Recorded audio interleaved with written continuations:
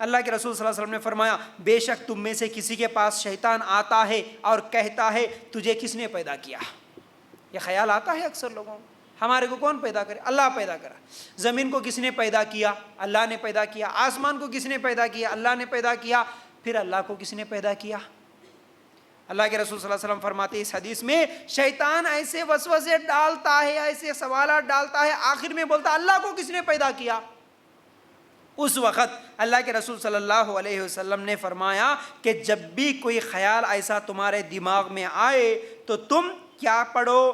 اللہ احد اللہ الصمد لم یلد ولم یولد ولم یکن لہ کفوا احد.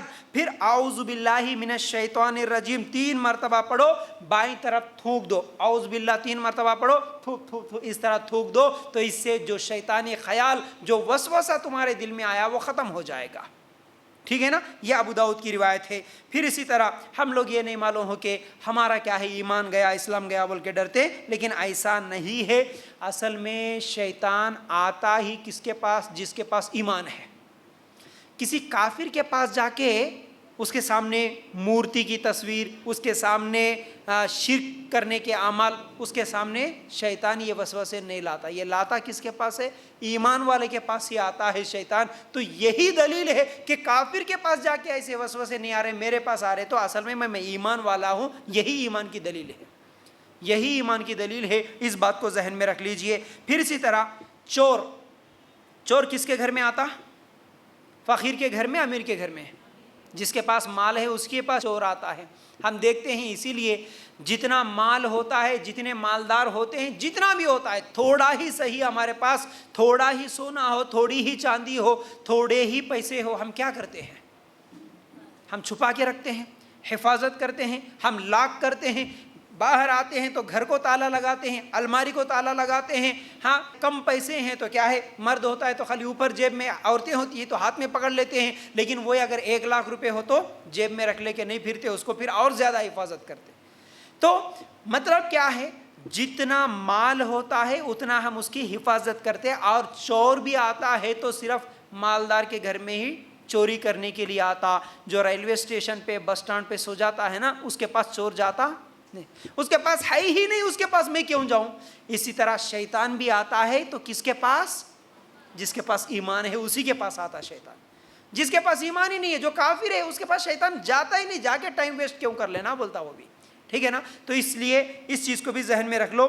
پھر اسی طرح اگر ہم حدیثوں میں اگر غور کریں, ایک حدیث جو میں اس سے پہلے بھی کئی مرتبہ سنایا, یہ انتہائی اہم بھی ہے, ہم سب کو ہمیشہ یاد رکھنے والی ہے. حنظلہ رضی اللہ تعالیٰ عنہ کیا کرے تھے؟ حنظلہ, حنظلہ تو وہ صحابی ہے جن کا غسل فرشتے آ کر دیے تھے.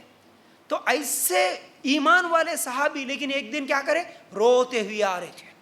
حنظلہ رضی اللہ تعالیٰ عنہ رو رہے راستے میں, روتے ہوئے دوڑتے ہوئے آ رہے, اور وہ بھی کیا پکارتے ہوئے آ رہے, میں منافق ہو گیا, میں منافق ہو گیا, میں منافق ہو گیا. دیکھو آج جتنے بھی لوگ وسوسوں کے شکار ہیں نا, ان کو بھی ایسا ہوتا, میں منافق ہو گیا, میں کافر ہو گیا. یہ خیال حنظلہ رضی اللہ تعالیٰ عنہ کو بھی آیا. اصل میں وہ تو صحابی ہے جن کو جنت کا سرٹیفکیٹ ملا, جن کے انتقال پر فرشتے آ کے غسل دیے.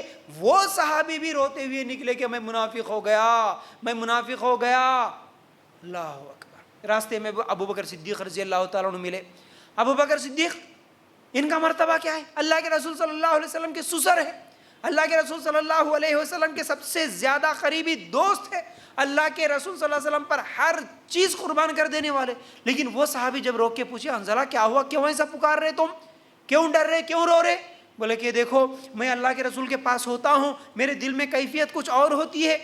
ایمان تازہ نظر آتا ہے, جنت جہنم آنکھوں کے سامنے دکھے جیسا نظر آتا, لیکن جیسے ہی میں اللہ کے رسول کو چھوڑ کے بازار میں جاتا ہوں, بیوی بچوں کے پاس جاتا ہوں, وہ ڈر نہیں رہتا, وہ دین کا خیال نہیں رہتا, وہ نیکیوں کا خیال نہیں رہتا, میرے دل کی کیفیت بدل جاتی ہے.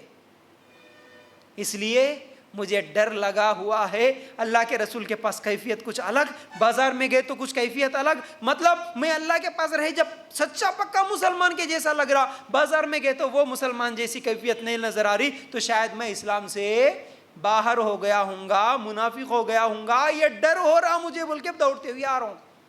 ابو بکر صدیق رضی اللہ تعالیٰ عنہ جیسے ٹاپ کلاس ایمان والے, یہ بات سن کے بولے کہ اے حنظلہ تیرے کو ایسا ہو رہا تو یہ حالت تو میری بھی ایسی ہے، میرے کو بھی ایسا ہی معلوم ہو رہا، چل دونوں بھی جا کے پوچھیں گے، سوال کریں گے اللہ کے رسول سے کہ ہمارے کو ایسا ہو رہا تو اس کا مطلب ہم اسلام سے باہر تو نہیں ہو گئے۔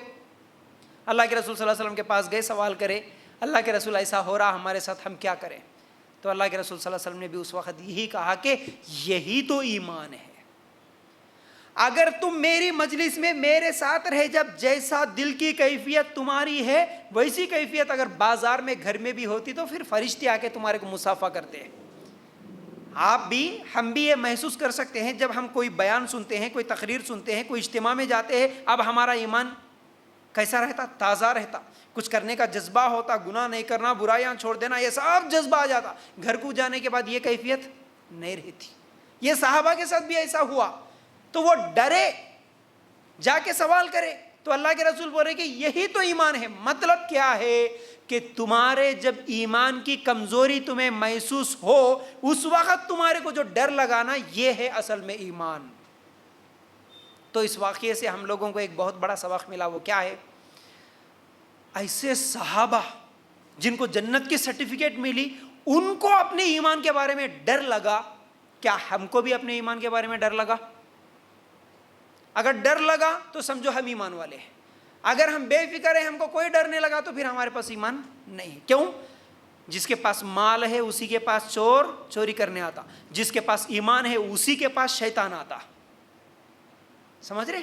تو جس کے پاس ایمان نہیں ہے اس کو اس پاس شیطان آتا ہی نہیں، پھر غفلت کی زندگی گزار دیتا ہو، میں جنتی سمجھ کے گھمنڈی بن کے زندگی گزارتا نہیں۔ ہمیں بھی اللہ تعالیٰ سے ڈرتے رہنا چاہیے۔